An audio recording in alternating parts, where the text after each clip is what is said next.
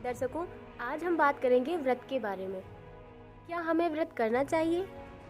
क्या अपने सद्ग्रंथों में व्रत करने को कहा गया है? व्रत करने से कोई लाभ है या नहीं? इस वीडियो में आपको देखने को मिलेगा बागेश्वर धाम के प्रमुख धीरेन्द्र शास्त्री और संत रामपाल जी महाराज जी के अपने अपने विचार। और पूरी वीडियो आपको देखकर खुद निर्णय करना है कि कौन सही है और कौन गलत।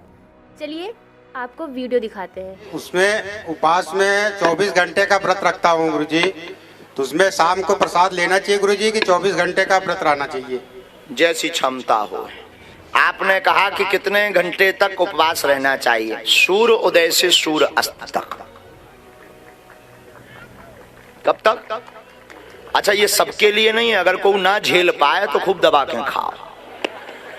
इसका अर्थ समझो, शास्त्रोक्त उत्तर समझो। और ये तो था विनोद वाला उत्तर, अब शास्त्रोक्त उत्तर।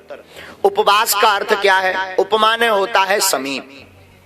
उपमाने समीप, वास माने रहना, भगवान के चरणों के समीप रहना ही उपवास है। अब इसमें भूख का भोजन का कोई मतलब नहीं है, जो जैसा झेल पाए। भोजन इसीलिए कम किया जाता ताकि नींद न आए। तो अच्छा, हमसे कोई पूछे तो हमसे वैसे तो हम दिन दिन भर रह लई, लेकिन उपवास के नाम पे 1 घंटा नहीं लई।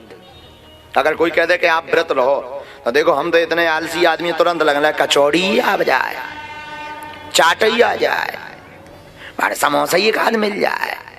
आओ, और लेकिन वैसे तो 2-2 दिन ना का भोजन हो, रात की चाय भर हो, हल्का फुल्का फलाहार। वैसे भी कथा में हम एक टाइम फलाहार ही लेते हैं। तो सूर्योदय से सूर्यास्त तक। और जय हो पांडे जी की, आप ब्राह्मण देवता हो, बहुत अद्भुत है। ले आओ कुल्फी, भाड़ में गई। दर्शकों, अभी आपने देखा बागेश्वर धाम के मुखिया धीरेन्द्र शास्त्री जी के विचार। उनका कहना है कि व्रत करना चाहिए, और उन्होंने ये भी बताया कि कब से कब तक व्रत करना चाहिए।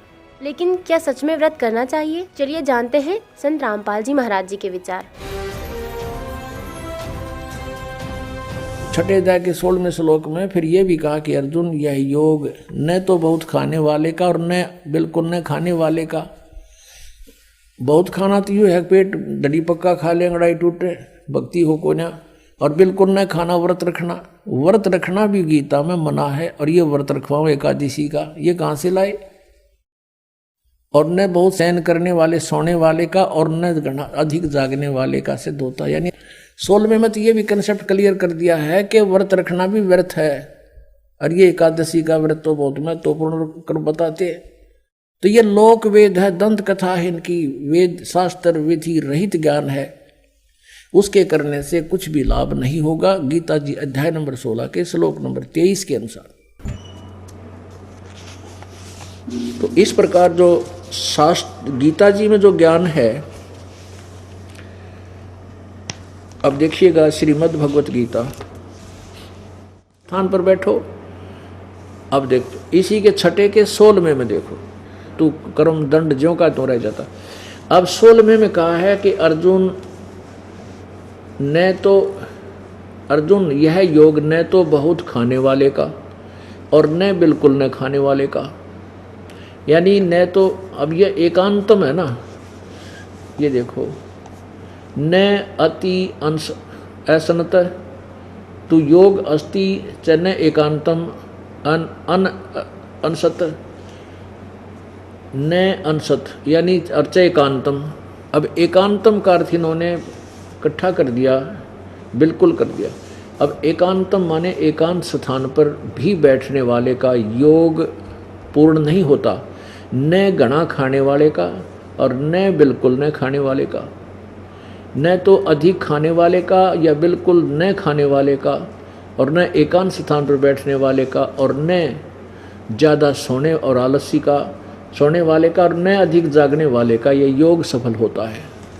अब यहाँ अपने आप कह रहा है कि ना तो अधिक खाने वाले का, ना बिल्कुल ना खाना यानी व्रत रखने वाले का, एकांतम माने एक स्थान पर बैठकर साधना करने वाले का, ना घना जागने वाले का, ना ज़्यादा सोने वाले का। ये योग सफल नहीं होता। तो परमात्मा अपने सब वेद में कहते हैं, प्रथम अंजल संयम राखे, योग युगत सब सतगुरु भाखे। प्रथम खाने पर संयम करे, अंजल पर संयम यानी तो अधिक नहीं खावे, थोड़ा खावे, व्रत नहीं रखने को कहा, कम खावे, इतना नहीं खावे दड़ी पक्का खा ले फिर अंगड़ाई टूट आलस आ जा पड़ के सो जा जमाई आवे, और इतना भी कम नहीं खावे कि आदमी कति कमर टेढ़ी हो जाए फिर भूख लागे कतर कतर कल जा करें जा, ध्यान भूख पर है, भक्ति कैसे होगी उसकी। अंजल संयम रखे, यानी संयम रखे अपना भोजन के ऊपर, अल्पाहार करे, इतना कम भी नहीं करे कि बिल्कुल आत्मुस जा, और ज़्यादा भी नहीं करे कि आलस और जमाई दुखी करे, संयम से खावे।